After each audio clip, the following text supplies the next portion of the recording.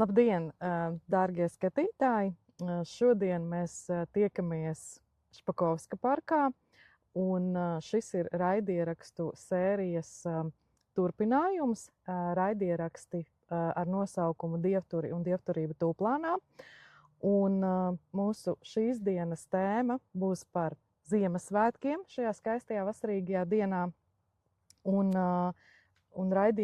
šīs dienas raidījuma viesis ir Jānis Kušķis, pēc izglītības arheologs, pašreiz nodarbojas ar latvisko godu vīkšēšanu un ir tradīcija kopējs. Lūk, šajā saistībā es tev gribētu uzdot dažus jautājumus.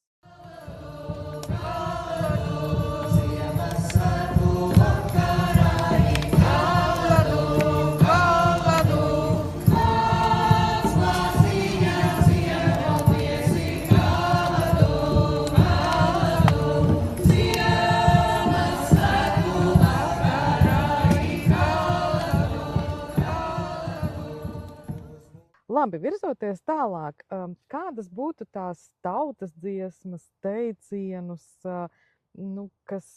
ko tu pats personiski izmanto, lai šī rituāla procesā, ja tu minēji tās veselas 3 dienas, ja, tad tas ir 3 dienas, tas ir ļoti ilgs laiks, kurā var ļoti daudz dziesmu nodziedāt, mīklas minēt vai vēl kādas darbības veikt.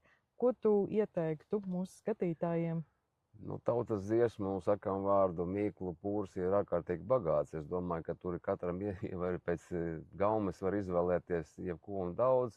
Protams, ka ļoti svarīgi cilvēki, kuri to mērķtiecīgi mācās kopju, un tad viņi var piedāvāt to arī tiem līdzcilvēkiem, kas piedalās.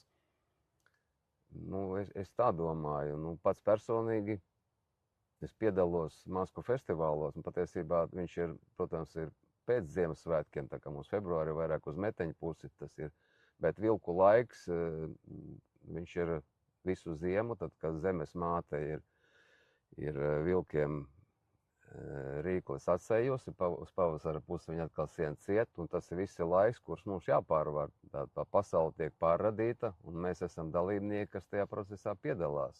Tad ne tikai Ziemassvētku tieši 3 dienas, bet arī nākamie posmi, kas iet līdz meteņiem, arī ļoti svarīgi. Tāpēc, tur ir ko darīt. Un mūsdienās Ziemassvētki varbūt ir palikuši kā vispazīstamākie, jo viņi patiešām ir tā kā Jāņi, viņi ir skaisti, spoži, svinīgi, līksmi, jautri.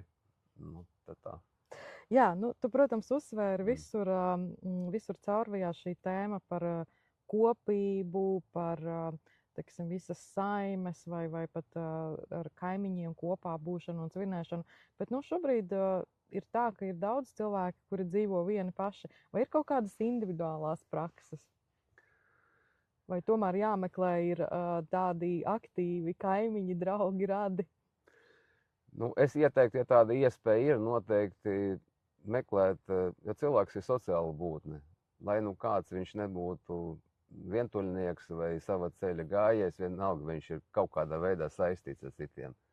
Tāpēc savai kompānijai noteikti jābūt, to es ieteiktu. Bet es domāju, ka cilvēks, kurš ir nopietni iet savu ceļu un varbūt nepārāk reķinās ar sabiedrības atbalstu iesaisti, vai pats negrib iesaistīties, viņš var kaut kādā veidā to darīt. Man pieredzes tādas nav, es nevaru dot padomu, bet es domāju, ka ļoti daudz visādi varētu būt risinājumi. Mhm. Jā, un tagad tāds garšīgākais temats par cienastiem un galdā ceļamajiem ēdieniem. Kādi ir tie ēdieni, kas ir saistīti ar šo laiku, ar šīm 3 dienām, kad svin saulgriežus, kas varbūt kaut kādā savā veidā ietver arī šo svētku simboliku, un vai ir kaut kāda tāda secība, kam pasniedz pirmajam ēdienu un tā? Par ēdieniem, pirmkārt, tas ir cūka šņukuris, tā ir koča, tas ēdiens tāds tradicionāls, ko gatavo īpaši Ziemassvētkos. Tas varētu būt Nu, zirņi paši pa sevi, un pa zirņiem es gribētu vairāk pateikt, jo latviešiem ienācies, ka zirņi ir saistīti ar bērēm, asarām un tam līdzīgām lietām. Bet man ir cits skaidrojums, jo zirņi ir ilgi saglabājama pārtika. Tā ir tā kā sausā pārtika, ko senie pārceļotāji, kas devās uz Ziemeļa Eiropu šeit, kur atbrīvojās zeme no ledājiem, viņi veda līdzi to, ko varēja ilgi uzglabāt, ko varēja lietot pārtikā un ko varēja iestādīt jaunajā zemē. Un tie ir zirņi. Un tāpēc viņi mums tik bieži parādās īpaši saistībā ar mūsu senču pieminēšanu, jo tas ir ēdiens, kas visvairāk pazīstams viņiem, un jebkuros svētkos senči mums klātesoši, jo latviešu kultūra balstīta senču kultā.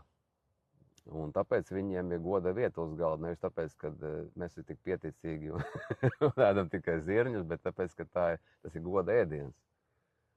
Un, protams, ka viņam ir goda vieta. Nu, protams, ir arī citi ēdieni, arī modernāki, ko var saimnieces palielīties, ko viņas prot uztaisīt, jo, kā jau es teicu, Ziemassvētki tas ir skaisti, skanīgi, garšīgi, tāpēc goda vietā var būt tie tradicionālie, kas ir gada tūkstošiem gatavoti, un kaut kas tāds, ar ko saimniece var palepoties, pacienāt savus ciemiņus.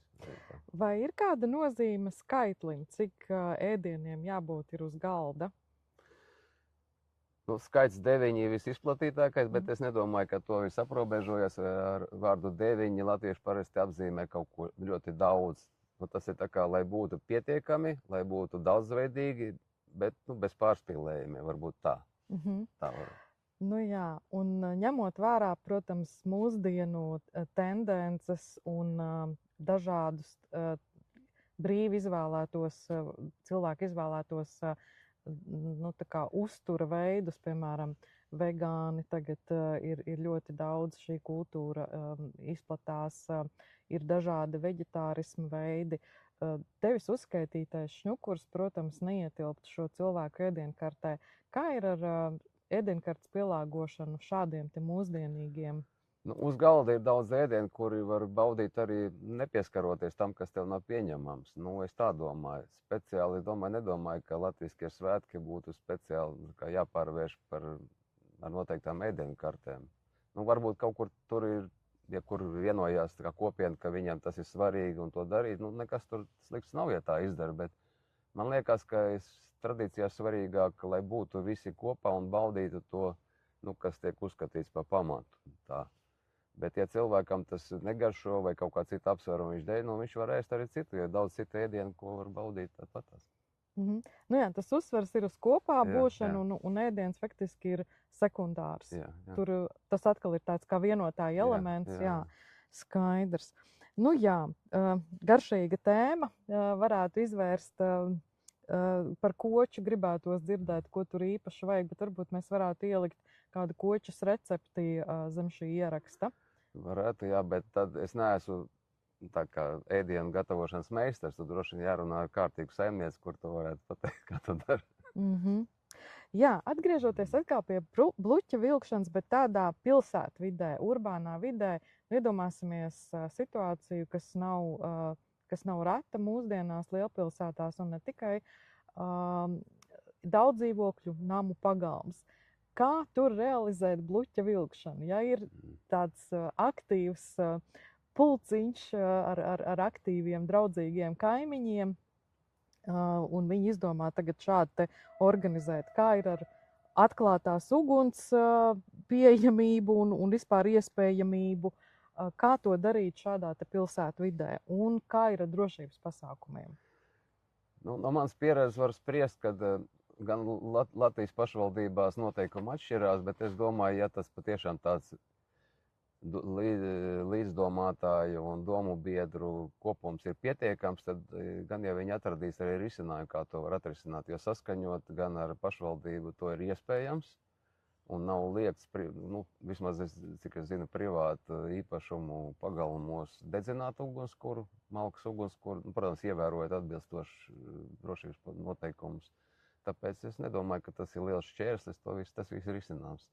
Vilkt bluķi varbūt lielākās pilsētās pa ielu un dedzināt, tur patiešām jābūt arī klāt tādā gadījumā pašvaldības pārstāvjiem ar atbilstošām pilnvarām un ugunsdzēsējiem arī vajadzētu droši vien, ka būtu noteikti.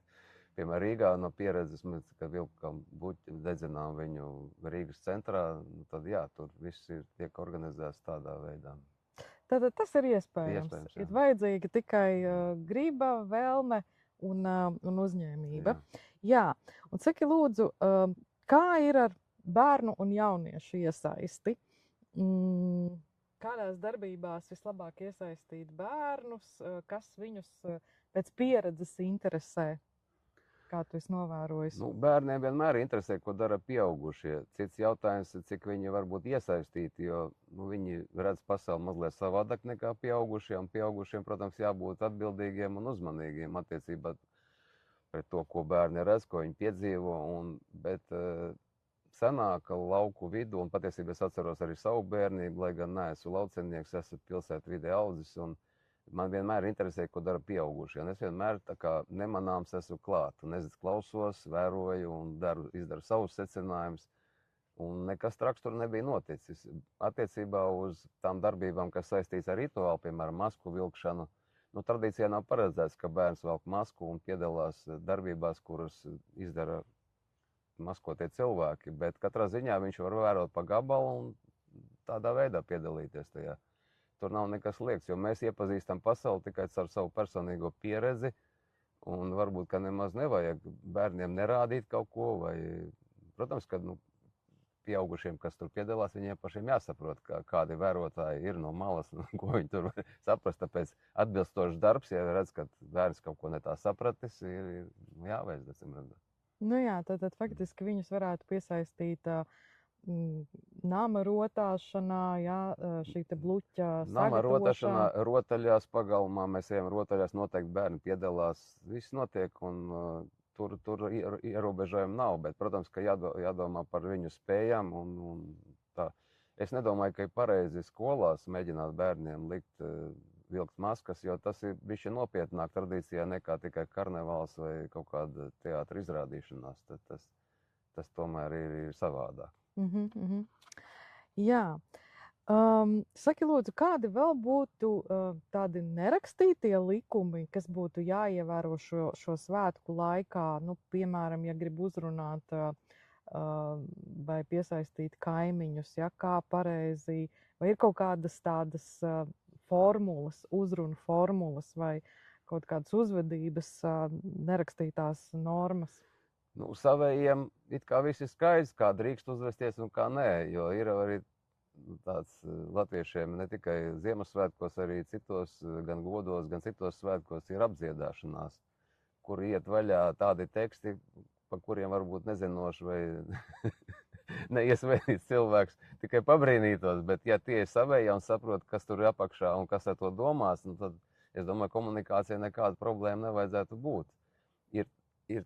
Ir tā, ka daži mēģina varbūt iesaistīties tradīcijā un īsti līdz galam nesaprot, ko viņi vēlās, un tad ir patiešām brīnumi, viņi var apvainoties, viņi var pat smagi apvainoties, jo apdziedāšanas teksti ir diezgan bieži vien šķietami skarbi, bet viņi nav vērsti uz personību kā tādu, viņi domāti kā labvēlībai, viņi domāti nelabvēlīgu apstākļu pārvarēšanai un visai sliktā pārvarēšanai tādā veidā. Tā ir sava apgriezta maģija, sava veida. Un ja tu zini tos noteikumus, tad tu pats aktīvi piedalies un visiem pat jautri tā visa ir. Tāpēc tas ir savējo būšanas jautājums, cik jūs esat spējīgi piedalīties un uz kādiem noteikumiem komunikācijā.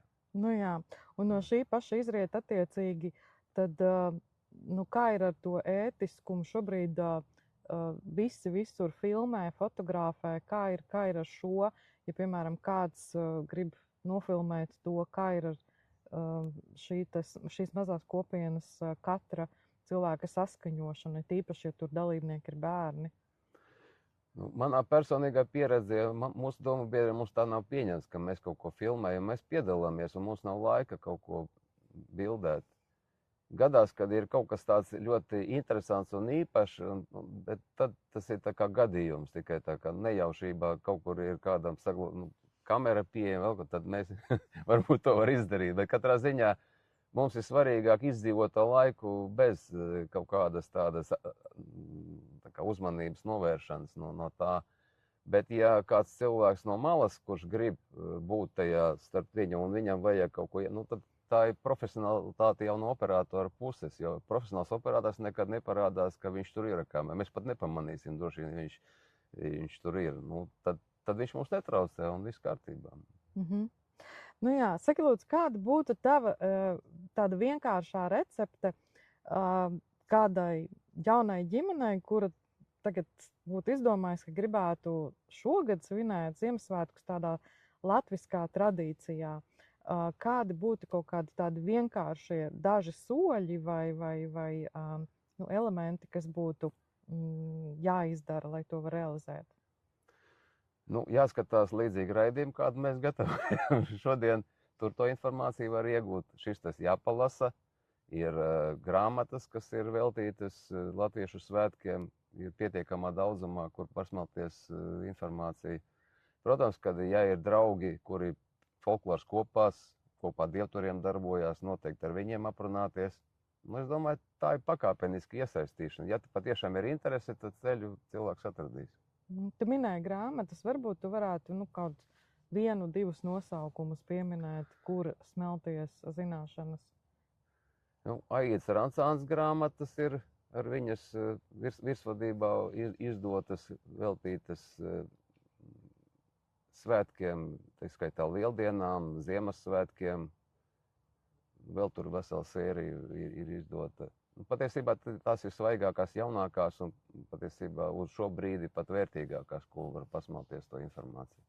Nu, tā es varētu uzreiz diviem vārdiem pateikt. Paldies, Jāni, tev par lielisko interviju. Ar jums kopā tātad bija raidījuma viesis Jānis Kuršķis un raidījuma vadītāja Natālija Burišina. Uz tikšanos nākamreiz! Visu labu!